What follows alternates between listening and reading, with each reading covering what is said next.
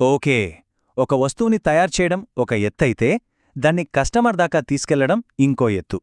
ఈ రెండింటినీ కలిపే ఒక బ్రిడ్జుంది చూశారా? అదే పంపిణీ మార్గం, అంటే డిస్ట్రిబ్యూషన్ ఛానల్స్. చాలామంది దీన్ని లైట్ తీసుకుంటారు, కానీ నిజానికి ఏ బిజినెస్కైనా ఇదే బ్యాక్బోన్. సరే, ఈరోజు దీని సంగతేంటో లోతుగా చూద్దాం. ఒక్కసారి ఆలోచించండి. ఎంత గొప్ప ప్రోడక్ట్ ఉన్నా సరే, దాన్ని కొనాలనుకునే వాళ్ల దగ్గరికి చేర్చలేకపోతే దానివల్ల ఏం లాభం? ఏమీ లేదు. సో, ఒక గొప్ప ప్రోడక్ట్కి దాన్ని వాడే కస్టమర్కి మధ్య కరెక్ట్ దారి వేయడమే ఇక్కడ అతిపెద్ద ఛాలెంజ్. రైట్.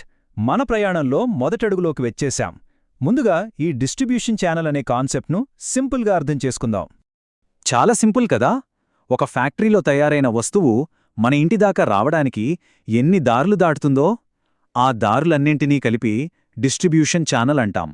అది ఒక ఫిజికల్ షాప్ కావచ్చు, ఒక ఆన్లైన్ వెబ్సైట్ కావచ్చు, లేదా ఇంకేదైనా కావచ్చు. దీనికొక స్ట్రాటజీ ఎందుకు అవసరం అంటారా? ఎందుకంటే సరైన ఛానల్ స్ట్రాటజీ ఉంటేనే కస్టమర్స్ని ఫాస్ట్గా, తక్కువ ఖర్చుతో రీచ్ అవ్వగలం. మన సప్లై చైన్ మొత్తాన్ని స్మూత్ చెయ్యొచ్చు.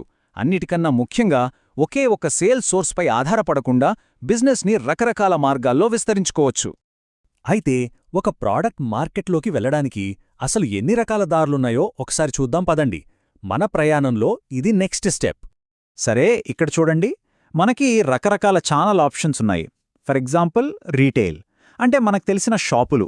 ఇక్కడ ప్లస్ ఏంటంటే కస్టమర్తో డైరెక్ట్ ఇంటరాక్షన్ ఉంటుంది, బ్రాండ్ను ఫీల్ అవ్వగలరు. కానీ మైనస్ ఏంటి? మెయింటెనెన్స్ ఖర్చు చాలా ఎక్కువ. ఇక ఆన్లైన్కొస్తే ప్రపంచంలో ఎక్కడికైనా అమ్మొచ్చు, 24/7 అందుబాటులో ఉంటుంది. కానీ అక్కడ కాంపిటీషన్ ఓ రేంజ్లో ఉంటుంది. అలాగే డైరెక్ట్ సేల్స్, ఛానల్ పార్ట్నర్స్, ఇలా ప్రతి దారిలోనూ కొన్ని లాభాలు, కొన్ని నష్టాలుంటాయి.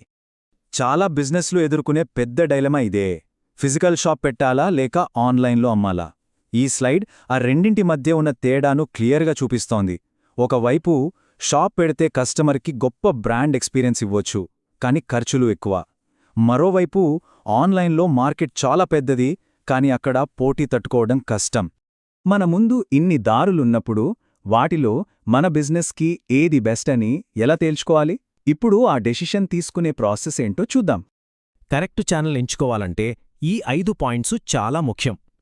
ఎంతమందికి రీచ్ అవ్వాలనుకుంటున్నాం? మన బడ్జెట్ ఎంత? మన బ్రాండ్ ఇమేజ్ పై మనకు ఎంత కంట్రోల్ కావాలి?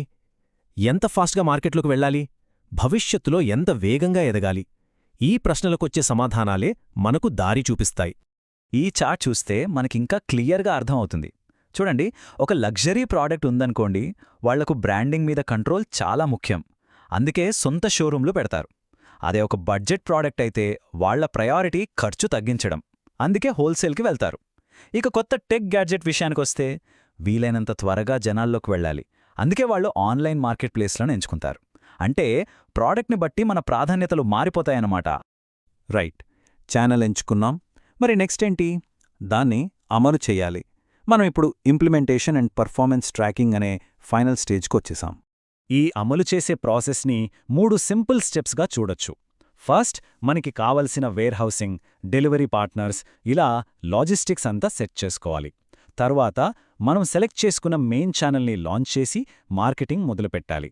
చివరిగా నెమ్మదిగా ఇతర ఛానల్స్ని కూడా యాడ్ చేసుకుంటూ బిజినెస్ని ఇంకా పెద్దదిగా చేయాలి. మన ప్లాన్ వర్కౌట్ అవుతోందో లేదో ఎలా తెలుస్తుంది? ఇక్కడే మనకు కీ పర్ఫార్మెన్స్ ఇండికేటర్స్ అంటే KPIs హెల్ప్ చేస్తాయి.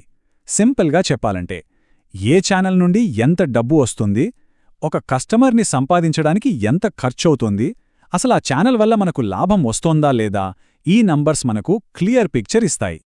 ఒక్క విషయం గుర్తుంచుకోవాలి, మన టార్గెట్ ఏవో కొన్ని ఛానల్స్ని ఎంచుకోవడం కాదు. మన బిజినెస్కి పర్ఫెక్ట్గా సూట్ అయ్యే ఛానల్స్ యొక్క ఒకే ఒక్క సరైన కాంబినేషన్ని కనుక్కోవడం, ఆ ఒక్క స్ట్రాటజీని పట్టుకోవడమే ముఖ్యం. సో చివరగా మనం ఆలోచించాల్సిన అతి ముఖ్యమైన ప్రశ్న ఇదే: ఏ ఛానల్స్ని మిక్స్ చేస్తే మనం ఎక్కువ మందిని రీచ్ అవ్వగలం, ఖర్చుల్ని తగ్గించగలం, ఇంకా మన కస్టమర్స్ని హ్యాపీగా ఉంచగలం? ఈ ప్రశ్నకు దొరికే సమాధానమే ఏ వ్యాపార భవిష్యత్తునైనా నిర్ణయిస్తుంది.